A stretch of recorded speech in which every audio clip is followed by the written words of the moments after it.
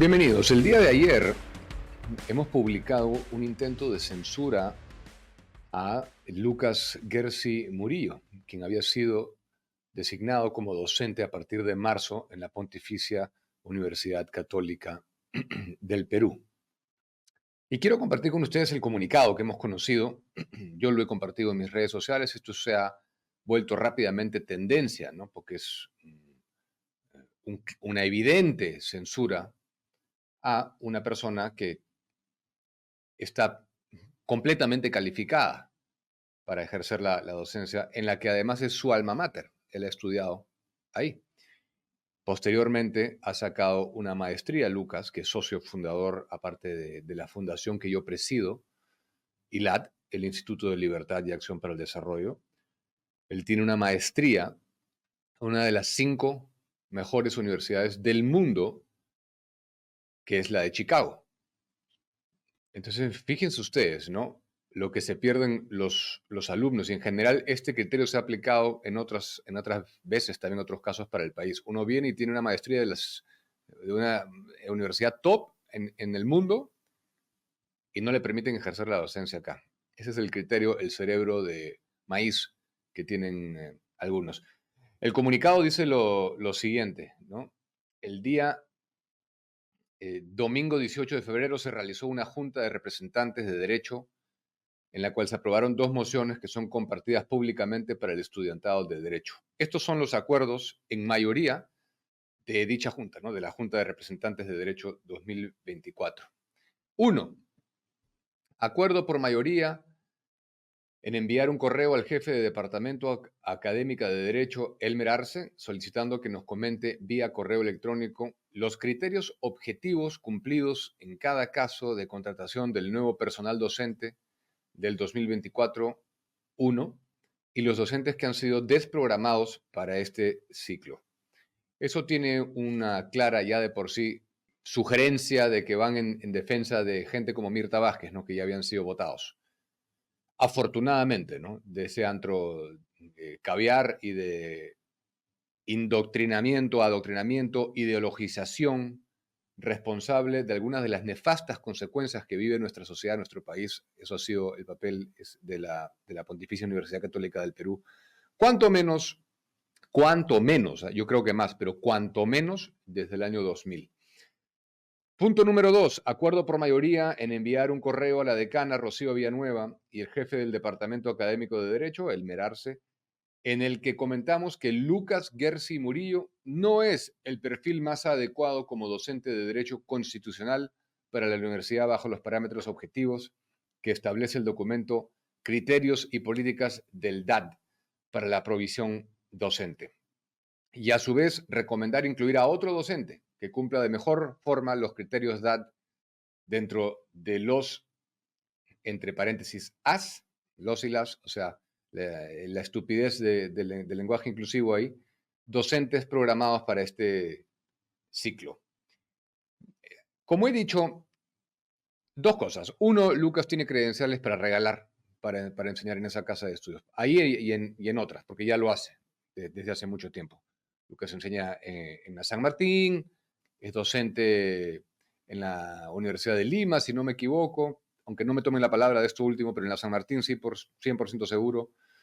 Y, y tendría todo el derecho de enseñar. Y 2, esto es una clara censura. Están tratando de censurarlo los caviares a la interna. Los caviares, no solamente los caviares que amoldan su moral y muchas veces no tienen ningún criterio político tan definido por más de que le abren el camino al progresismo nacional e internacional, sino también a la izquierda clara, más recalcitrante, ¿no?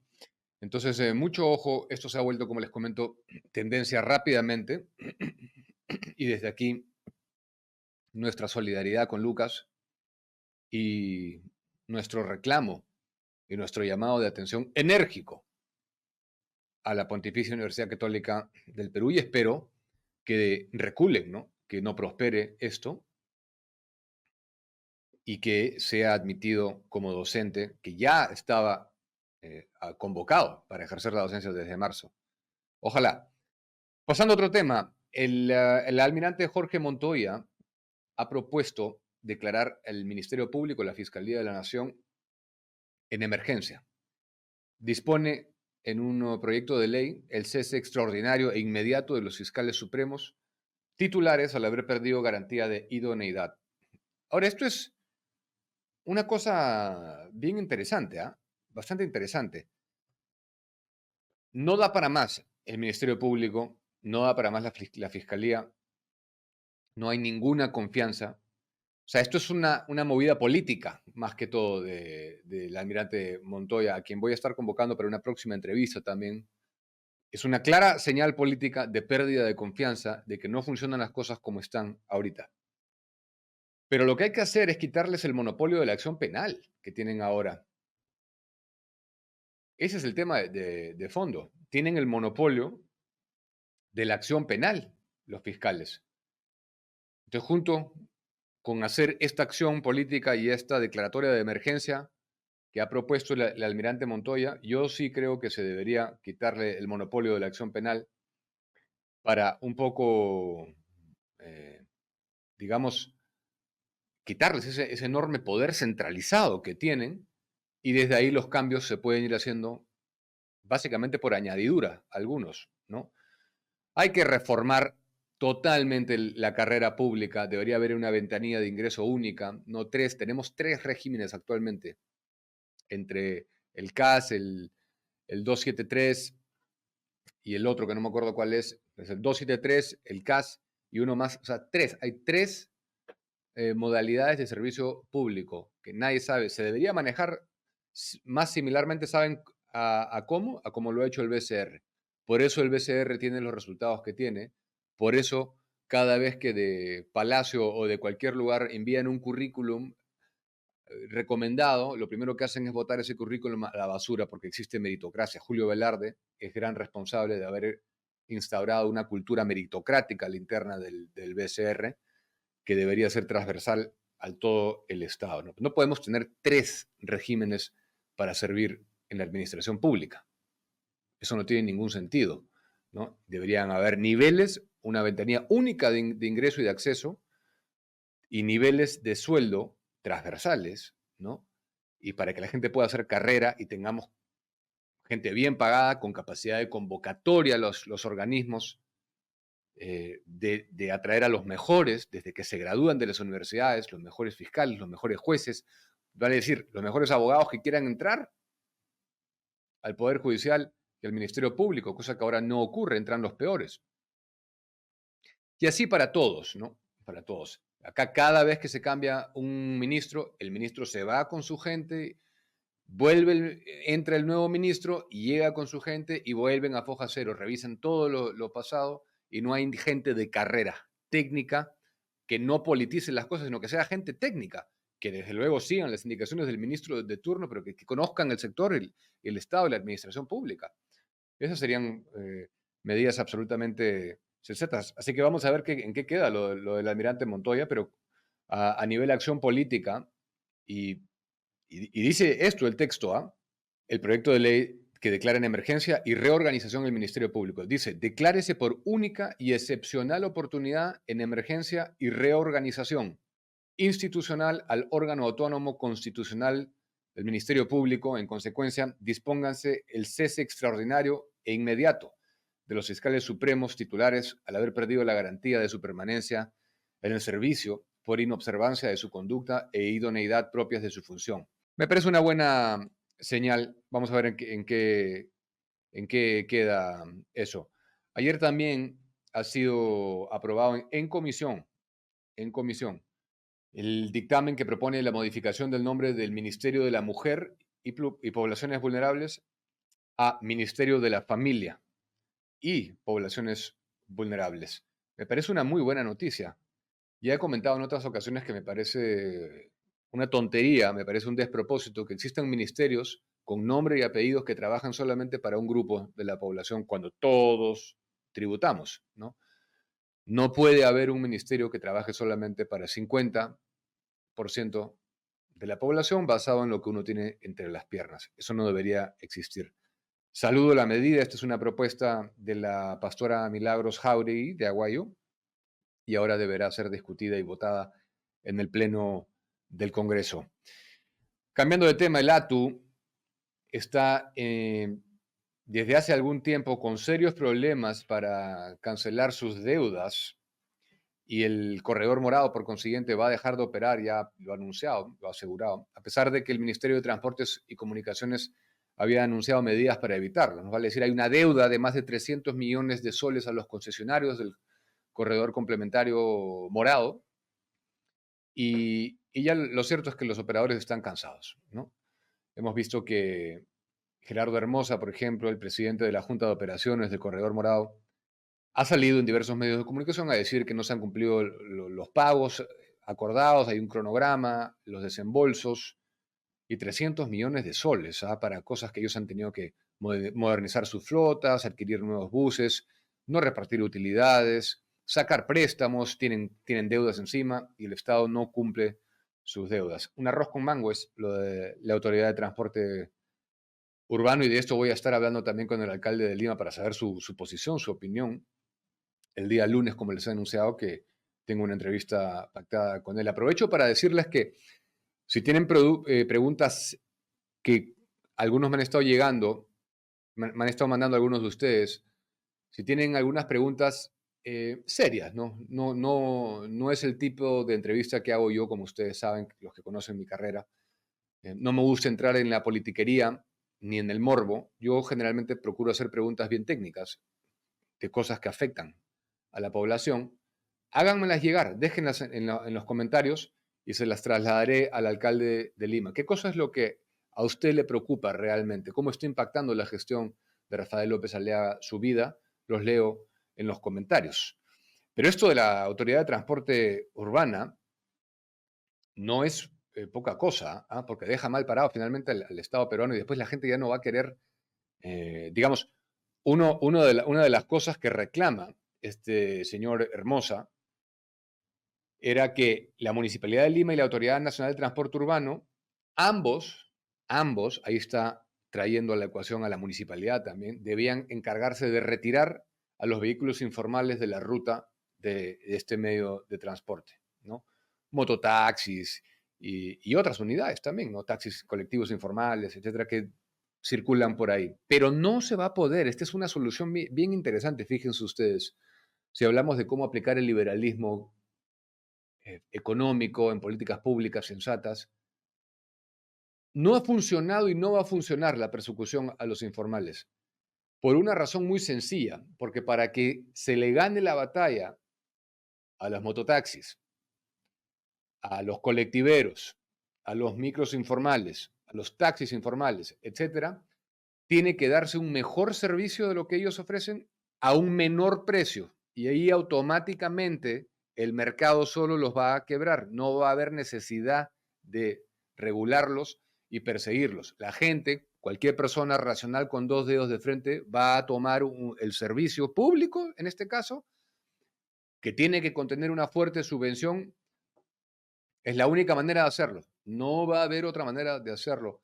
Y así como se hizo en el metro de Lima, también debería haber una subvención que estaba planteada. No sé en qué ha quedado eso, pero si queremos ganar la batalla, para comenzar en defensa de la vida de la gente, que se estrella, atropellan, es gente que no tiene documentos, que se meten por todos lados, que ignoran las regulaciones de tránsito, las leyes, no tienen documentos ellos, licencia de conducir en regla, SOAT, nada.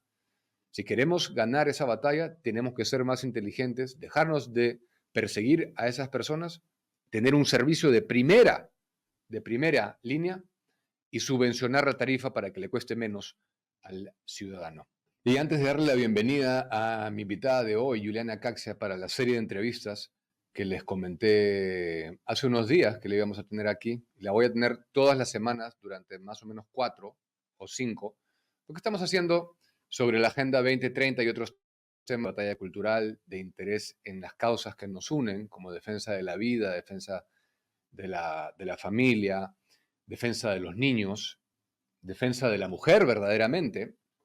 Hoy comenzamos con esa serie con Juliana Caxia de Origen, la Fundación Origen, que se ha centrado en su giro principal es la defensa de la vida y de la familia.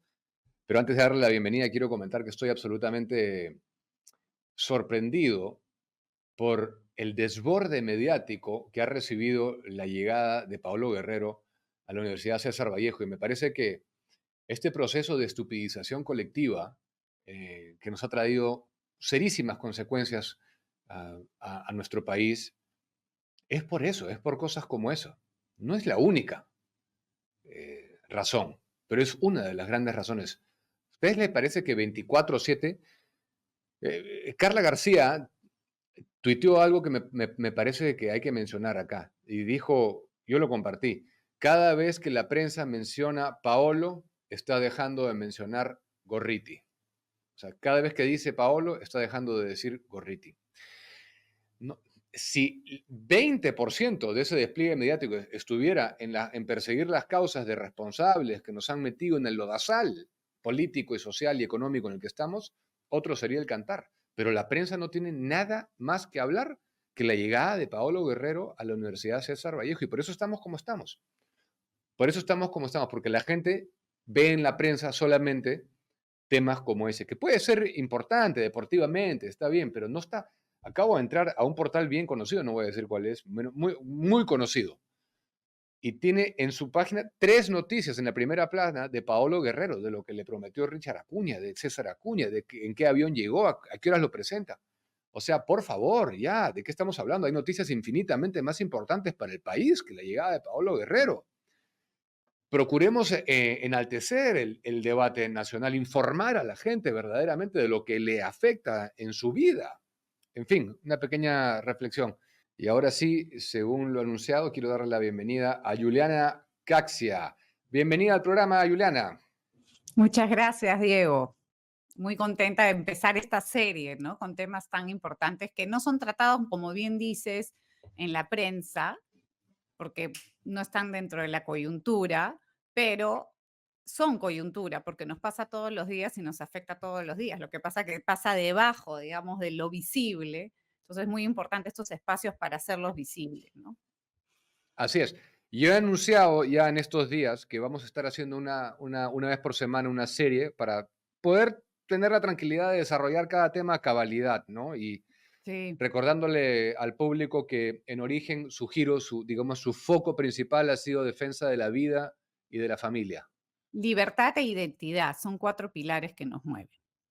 Vida, Libertad, familia, identidad. libertad e identidad, porque al final todos esos valores están conectados, ¿no? Claro. Entonces, el día de hoy vamos a comenzar con el concepto de agenda, si no me equivoco, según lo que hemos Sí. conversado. Sí. Bueno, la agenda es muy importante porque esta serie vamos a tratarlo de la Agenda 2030. Entonces, claro, es un poco a veces paradójico porque la gente, cuando hablas de la Agenda 2030, los promotores de la misma o los defensores de la misma te dicen, ay, ustedes conspiranoicos que creen que existe una agenda. Entonces, claro, tú les dices, oye, el título que dice, no es que sea conspiración, la título es Agenda 2030. Y por lo tanto es importante detenernos en el término agenda. La agenda, en la acepción de que se usa en este tipo de programas o de lo que tiene la ONU, es una lista de prioridades. O sea, la ONU ha hecho una lista de prioridades que son los objetivos y ha dicho, estos 17 objetivos son los que van a regir los planes estratégicos, entre comillas, del mundo. ¿Por qué digo entre comillas? Porque es muy importante entender que esta agenda está hecha para los países que tienen una cultura judeo-cristiana, es decir, de Occidente. La ONU no pretende que los países del Medio Oriente o musulmanes o Rusia o África adopte, ¿no?, la Agenda 2030. La Agenda 2030 está hecha claramente para ser adoptada y cambiar los valores de una sociedad, una civilización occidental. Entonces, ¿qué hace? Pone una lista y te dice, estos son los 17 objetivos que para nosotros y para, entre comillas, el mundo deben ser prioritarios. Entonces, te impone o diseña una agenda. Y aquí viene un punto muy importante. Cuando hablamos de agenda setting, que es de lo que estoy tratando de explicar, es Ujú. tan importante lo que se incluye en la agenda como lo que se excluye. Es decir, si yo en mi lista de prioridades pongo hacer deporte, ahorrar, no sé, leer 5 libros al día y dejo de lado salir con mis hijos, conversar con mi esposo, no sé, comer sano, esa exclusión también es parte de mi agenda o de mis Ujú, prioridades, porque al no incluirlas, estoy diciendo, no son prioritarias para mí. Entonces, cuando claro. analizamos la Agenda 2030, es muy importante entender lo que está dentro del marco de esta agenda como lo que se deja fuera. Y este punto es relevante para lo que vamos a ver en esta serie. Lo que no, una de las preguntas obvias que yo siempre cuando he estudiado este tema, ya lo venimos haciendo ya hace algunos años, ¿no? Pero es quién los eligió, digamos, estos 17 puntos, qué oficiales o qué países participaron, quiénes participaron de esa decisión. La Agenda 2030 nace como una extensión, o sea, como una renovación de los objetivos del milenio, que obviamente no se cumplieron. Entonces, como no se cumplieron, dijeron, bueno, ahora vamos a hacer los objetivos al 2030. Esta reunión se llevó a cabo en el 2015. Entonces, eran 15 años donde se iba a salvar el mundo, ¿no? Donde en 15 años se iba a llegar al hambre cero, a la educación de calidad, a la igualdad de género, a vivienda para todos, ¿no? Salud, qué sé yo. Entonces, se reunieron los representantes o los delegados de cada país y entraron a esta agenda,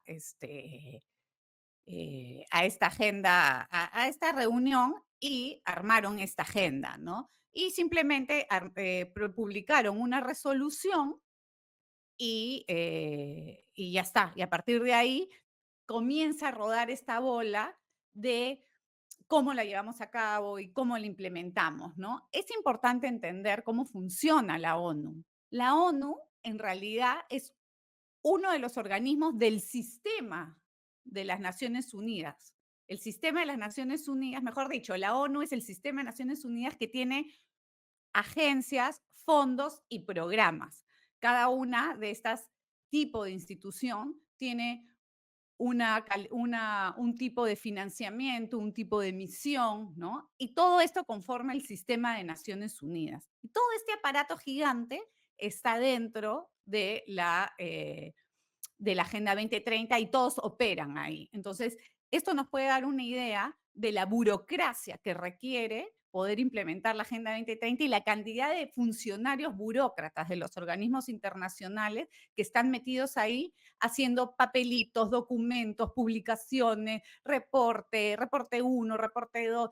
Yo me he paseado por casi todas las páginas de estos AFP, se llaman, Agencias, Fondos y Programas. AFP suena como lo de los fondos de pensiones. Y todos Claro. son un monstruo por sí mismos. Y todo eso está metido para la Agenda 2030. Ahora, estos objetivos, cuando vemos que solamente faltan 6 años, yo me pregunto si es que desde su concepción original fueron trazados para ser incumplibles, ¿no? Realmente, porque ¿quién puede creer que en 6 años vas a erradicar completamente el hambre a nivel mundial, por ejemplo? Es una lista Papá Noel, pero lo interesante de esto, Diego, y es importante entender, es que para todas estas organismos internacionales de este tipo que tienen como socios, porque ellos mismos los dicen, nuestros socios claves, ONGs, instituciones del gobierno, de los gobiernos locales, instituciones de la academia, es decir, universidades, empresas privadas, todos estos que participan en la Agenda 2030 requieren que sigan existiendo los problemas. Esto es un punto importante. Mira, por ejemplo, tú te preguntas, ¿cómo es posible, poniendo un ejemplo local, que en el Perú el Ministerio de la Mujer, que supuestamente tiene como misión erradicar la violencia contra la mujer, el asesinato contra las mujeres y igualdad entre las mujeres, cada uno de sus reportes, cada año que pasa, son peores en sus resultados. O sea, cada vez hay más asesinatos, cada vez hay más violencia, cada vez hay más brechas. Y sin embargo, cada año les dan más dinero para luchar porque cada vez los problemas son más agudos. Entonces, claramente parte del truco o el negocio, por ponerle un término, es que sigan existiendo los problemas. Yo estoy casi segura que los objetivos del 2030 ahora van a ser la Agenda 2050 o 2060, ¿no? Y de ahí será la Agenda 2080, y ya nuestros Claro. hijos o nuestros nietos verán la agenda del nuevo centenario y la agenda, si es Mm. que siguen existiendo, ¿no? Porque definitivamente pretender o decir que ellos van a solucionar el problema del hambre del mundo, o sea, más o menos que es algo un poco soberbio y Ujú. creerse Dios, más o menos, ¿no? Porque nunca se ha podido eliminar la pobreza del mundo, ni se va a poder. Ni se va a Claro. poder. Es un problema mucho más complejo que una lista de deseos de un organismo internacional no lo va a resolver. Y es más, si uno observa cómo se implementa esta agenda, te darás cuenta que más bien buscan agudizar estos males. Claro, y aumentar su poder para restringir algunas libertades, o todas, ¿no? Al fin y al cabo. Muchísimas Ahora, libertades. vamos de plano ahora sí al concepto que hemos anunciado de agendas de setting, ¿no? ¿Cómo es que se establece propiamente una agenda? Como te explicaba, es una persona, una institución o un Estado pone una lista de prioridades y te dice, tus recursos y todo lo que vas a hacer, los vas a centrar aquí, no aquí. Esto no es importante. Entonces, así es como generan la agenda de trabajo, de objetivos, donde todos los estados miembros deben, esto es lo interesante, eh, canalizar sus planes estratégicos nacionales y todas las acciones para lograr estos objetivos y que, y esto, este punto también es relevante, y cada objetivo tiene metas Ujú, y cada una de estas acciones relacionadas a la consecución de las metas y por lo tanto luego los objetivos deben tener efectos directos. En el Perú, yo sé que eso lo vamos a ver después, en el marco de cooperación que firma el Perú con la ONU para comenzar a trabajar la Agenda 2030, se establecen 6 efectos directos. Y los 6 efectos directos tienen como principal, por ejemplo, impacto el género. mm, Entonces, ahí también te das cuenta que hay agenda setting. ¿Por qué? ujú. Porque cuando tú analizas, y esto es algo que si alguien se quiere meter en este tema, lo primero que tiene que hacer es leer la agenda, pero no solamente leer qué lindo cómo suena, sino ver qué hay detrás en lo semántico y luego, que ese es el trabajo que venimos haciendo en Origen, es cómo esto se lleva a la práctica. En la Agenda 2030, si bien el objetivo 5 es el de igualdad de género, la misma ONU y los mismos, sus agencias, fondos y programas establecen que todo lo que viene, o sea, que todo lo que devenga de implementar la Agenda 2030 debe tener un impacto en el género. ¿Qué quiere decir esto? Que el género es la columna vertebral de la Agenda 2030. Ellos lo Ujú, dicen. Hay metas directas, metas indirectas, metas que generan, ¿no? El escenario para que haya igualdad de género y finalmente unas metas que son las menores, que se me está cambiando el fondo acá, pero no importa, que se están, metas que son las menores, que también generan las condiciones. 169 metas, todas dirigidas a tener un impacto de género. Entonces, la vivienda, por ejemplo, ¿no? Agua potable para todo, con enfoque de género. Educación de calidad, con enfoque de género. Planeamiento estratégico y infraestructura, con enfoque de género. Entonces, al final, ujú. la Agenda 2030, y aquí volvemos al inicio, es una agenda que está hecha para cambiar los valores de la civilización occidental, que tiene como base que somos hombres y mujeres, ¿no? Y que ellos dicen que somos patriarcales y que la mujer siempre ha sido subyugada. Es una agenda feminista radical. Y eso lo lees cuando ya vas, como te digo, mirando no solamente entre líneas, sino ya las acciones concretas que se llevan a cabo para esto, ¿no? Para implementar la agenda. Lo último que hemos visto implementarse en el Estado peruano, estos oficiales de género, ¿tiene que ver con la Agenda 2030? todo tiene que ver con la Agenda 2030. Yo te voy a poner un ejemplo concreto. Por ejemplo, cuando el Perú desde hace varios años utiliza instituciones de la ONU para canalizar fondos para los propios programas de desarrollo del Perú. Te explico. Si tú entras ahora a ver, por ejemplo, cómo algunas resoluciones ministeriales o decretos, ahorita normas o documentos de ministerios de la PCM, tú vas a ver que hay documentos en donde Otárola, que no es que lo haga Otárola a él porque se le ocurre, porque es algo que ya viene firmado, le paga al PNUD, que es el Programa de Desarrollo de la ONU, le transfiere dinero para que a su vez el PNUD le pague a los socios implementadores de los programas de desarrollo. Y en esa transacción, el PNUD se queda con un porcentaje que, si no me equivoco, es del 4%. O sea, no es que la PCM, yo digo ya, por decirte, yo voy a implementar mi programa de desarrollo en Perú y lo va a hacer la empresa A, la ONG B, la persona C.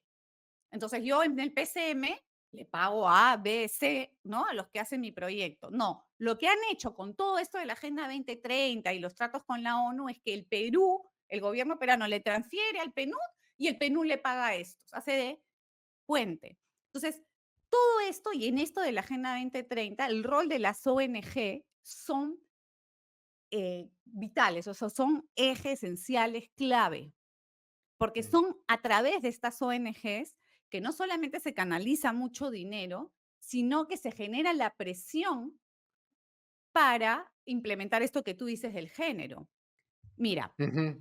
en el Ministerio de la Mujer se ha impulsado el Sistema Nacional de Cuidados. Quieren aprobar el Sistema Nacional de Cuidados, que para hacerlo chiquitito en resumen, es que el Ministerio de la Mujer sea el ente rector que regule todo el cuidado público y privado. Es decir, si tu esposa está lavando 3 polos y tú 2 en tu casa, el MIMP puede entrar a decir, no, Diego, tú tienes que lavar 3 y ella 2 porque estás abusando del tren. Se ríen, pero eso dice, Sí, ¿ya? o sea, es Ya. un punto. Ahora, ¿qué cosa es disculpa la ignorancia, el PNUD que estás mencionando? ¿Qué quiere decir Programa eso? de Desarrollo de las Naciones Unidas. Programa para el Desarrollo de las Naciones Unidas. Ya. Eh, ya. ¿Qué ha hecho el MIMP? El MIMP ha recibido $600.000 de la cooperación internacional para desarrollar el proyecto de ley del Sistema Nacional de Cuidados, que es 100% género. Ujú. Y lo impulsa y, claro, busca los canales en el Congreso, 3 congresistas distintos presentando proyectos de ley análogos o semejantes sobre el Sistema Nacional de Cuidado, que luego se juntan en uno solo y tú dices, hay 3 pedidos para implementar el Sistema Nacional de Cuidado. O sea, en este Entonces, caso serían esos fondos para favorecer y desvirtuar al hombre, para que enaltecer mediante el feminismo no es radical. totalmente enfoque de género, es que el Ministerio de la Mujer se va a meter a cómo es el cuidado.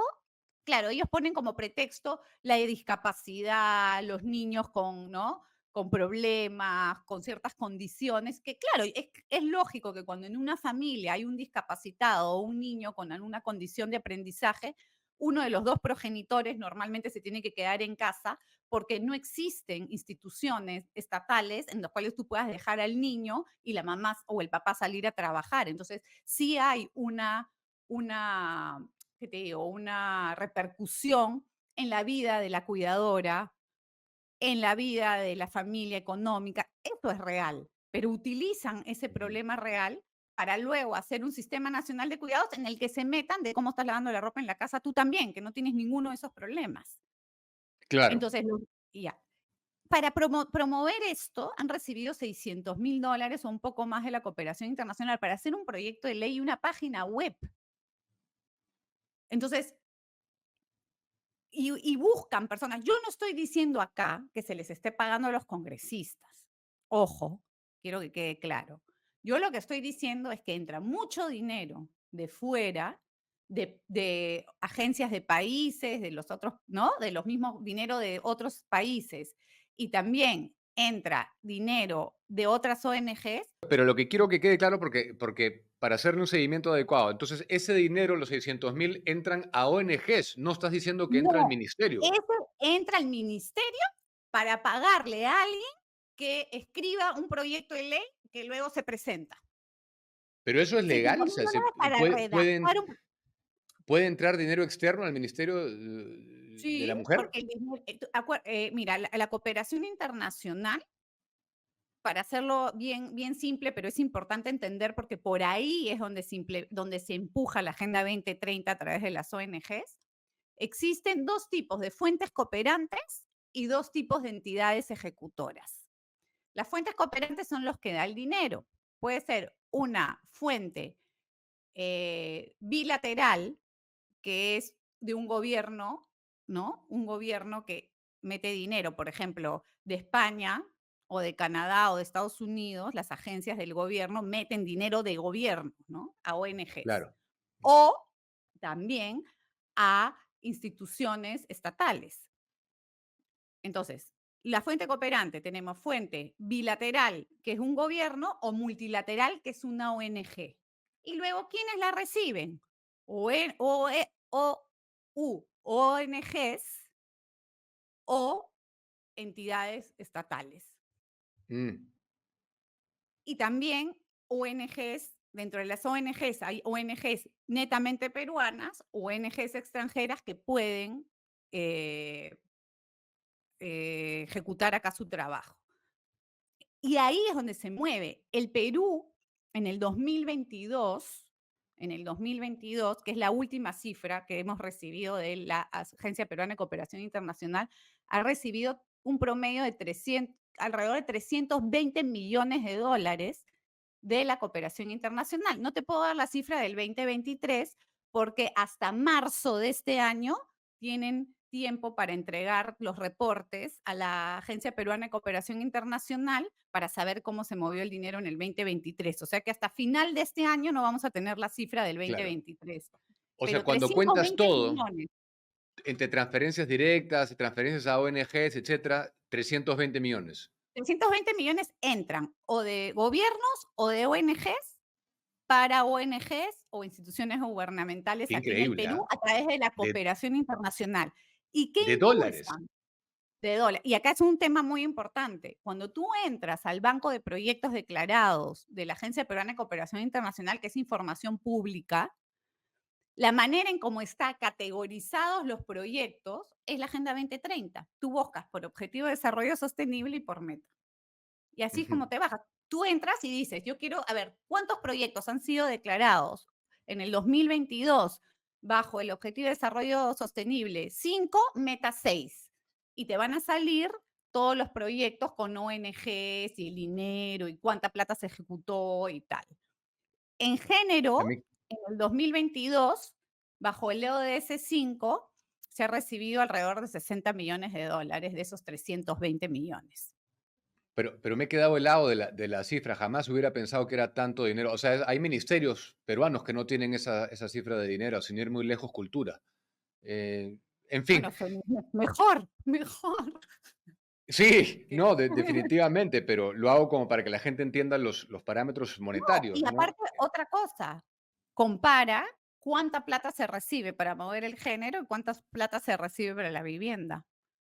Ujú, Entras a la página de la ujú, ONU en el Perú y el dinero sí, que maneja la ONU, estos que te digo, y los proyectos, es mucho más para el género y mucho menos para educación de calidad, mucho menos para vivienda y agua potable. Es sí, absurda la cantidad de dinero proporcional que recibe el género frente a otras necesidades del país. claro. Ahora, mi curiosidad me llevaría, pero por más de que quiero saberlo ahorita, yo creo que mejor dejémoslos para el siguiente. ¿Cuáles son, con nombre y apellido, las ONGs que están haciendo este trabajo, no? Pero creo que está bien esta primera charla. Has explicado muy bien el concepto de agenda setting, el 2030, etcétera. Sí quisiera terminar pidiéndote, hace poco vi un video que me interesó mucho en tus redes sociales y creo que se ata perfectamente a esta causa, que es sobre la igualdad, la gran mentira de la igualdad. Ah, ¿Tú la crees que igualdad. podríamos cerrar con eso? Sí. Lo que pasa es que lo que promueve la famosa igualdad es la desigualdad más grande, porque la verdad las agendas de igualdad son primero dirigidas únicamente a, a los privilegios a las mujeres. Y aquí viene la segunda mentira, pero no a todas las mujeres, sino a las mujeres que comulgan con su forma de pensar. Y también son agendas abiertamente, estas agendas de igualdad, en realidad lo que tienen atrás es aborto. Ujú, El objetivo 5, que es igualdad de género, tiene la meta 6, que son los derechos sexuales y reproductivos. Cuando tú entras a ver cuánta plata se recibe en el Perú, por ejemplo, bajo el objetivo 5 de igualdad de género, te vas a dar cuenta que la mayor cantidad de plata que se recibe es para promover el aborto. Entonces, ahí está la gran desigualdad. Lo que yo decía en este video que tú mencionas es la gran mentira y la gran desigualdad, porque las mujeres feministas que promueven el aborto, ¿no? Están en una superioridad muchísimo más alta o de 1000 a 0 ante el ser más inocente que va a ser asesinado en el vientre y que no tiene ningún tipo de capacidad de defensa. Y la cantidad de dinero que entra es alucinante.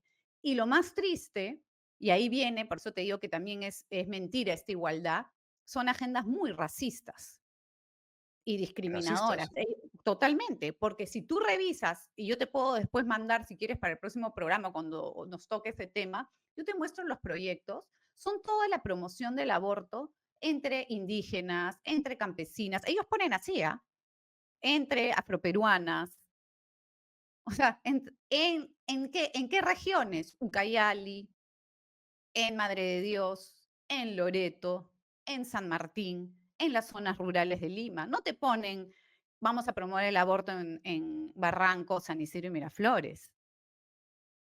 claro. Entonces son El, agendas muy desgraciadas desde mi punto de vista. ¿Por qué? Porque buscan promover el aborto de los más pobres, matarle a los hijos, en lugar de promover proyectos donde más bien se les pueda dar verdaderamente vivienda decente, ¿no? Servicios básicos, escuelas decentes, maestros que por lo menos puedan enseñar lo mínimo, ¿no? No, aborto.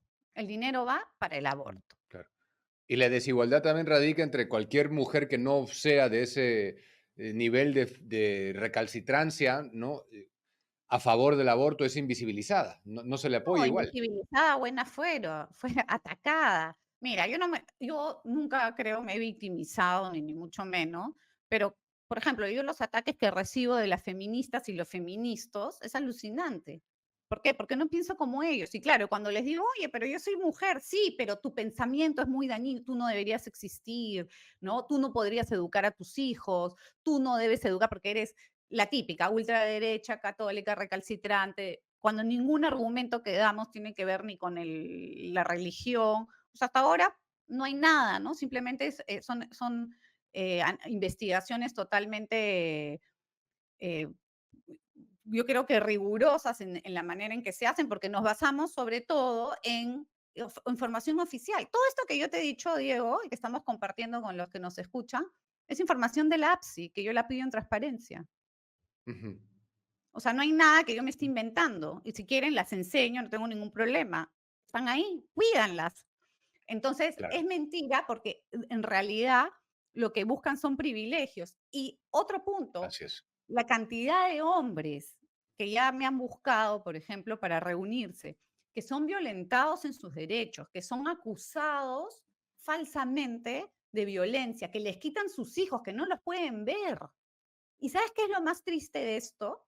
Es que cuando tú vas a la policía, yo he conversado con la policía, con los encargados de la violencia de género, entre comillas, te dicen, hay tal cantidad de denuncias falsas y tenemos tan pocos recursos que nuestra capacidad es para atender a una de cada 3 denuncias, ir a visitar.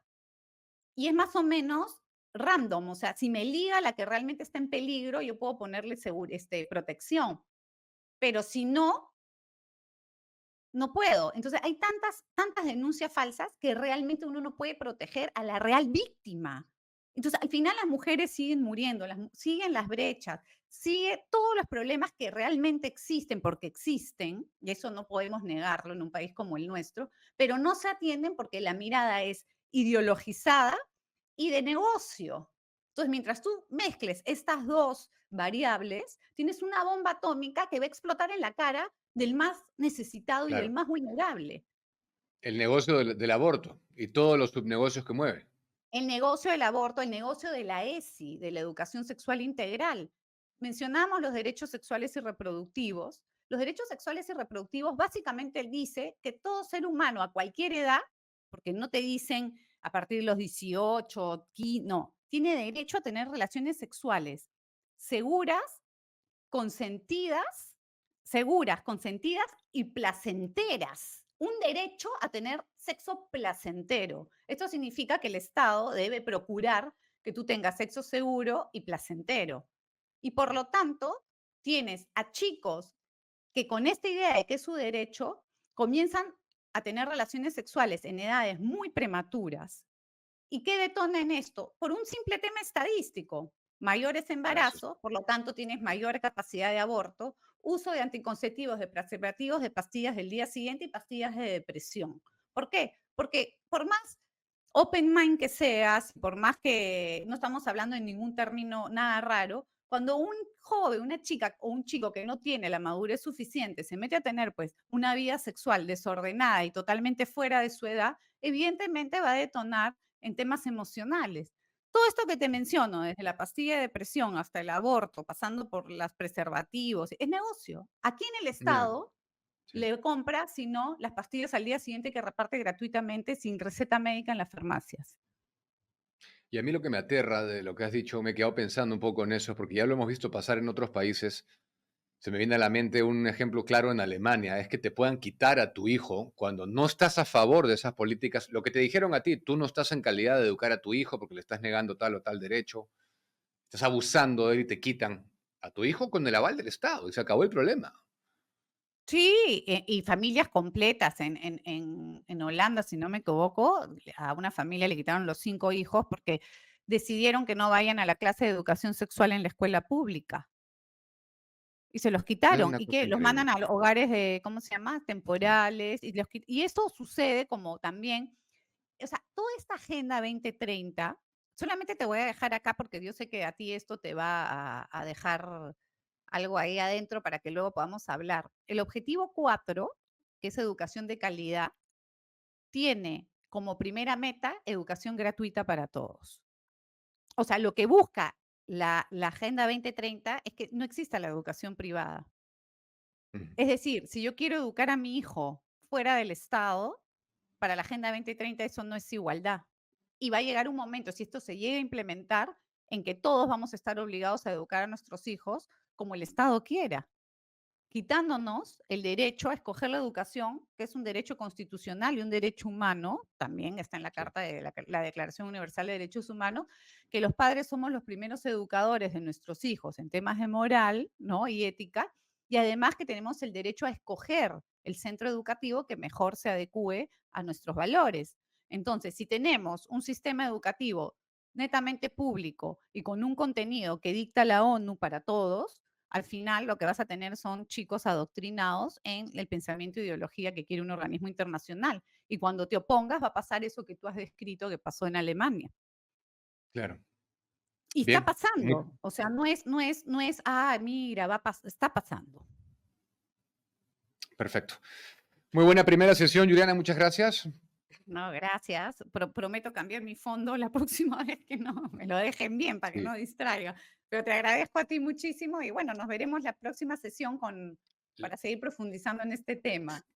claro que sí, y desmenuzarlo realmente para que la gente entienda todos los conceptos básicos. Ojalá podamos entrar en las ONGs específicas que están haciendo esta labor altamente perniciosa para nuestra sociedad. Entonces, hasta Son, la próxima semana. Mil hasta gracias. la próxima semana. Chao. Bien, espero lo hayan disfrutado. Estos conceptos es importantísimo tenerlos claros. Fíjense ustedes cómo por eso la importancia de escuchar a especialistas, ¿no? Origen, que es la ONG que dirige Juliana Caxia, se ha centrado como ella misma ha dicho, en la defensa de la vida, la familia, libertad, y no me acuerdo la otra, pero estos temas los estudian, así como ILAT tiene su giro, ellos tienen su giro y cada uno se especializa en lo suyo. Este concepto de cómo se establecen las agendas, qué es realmente la Agenda 2030, que ha ganado mucho renombre, está en la cultura popular, pero hay que entrar a leer realmente entre líneas, más allá de los 17 objetivos. Y la próxima semana vamos a estar hablando del grupo de ONGs que está haciendo esta labor maquiavélica para promover el aborto, todo bajo el paraguas de lo que suena lindo, ¿no? Los derechos sexuales. Pero no es un derecho, pues. O sea, abortar no es un derecho.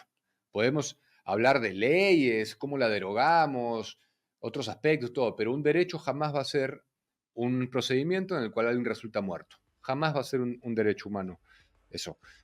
Bien, conmigo hasta el día de mañana y la próxima semana no se pierdan la segunda de esa tanda que estamos haciendo con Juliana. Nos encontramos mañana viernes. Buenas noches.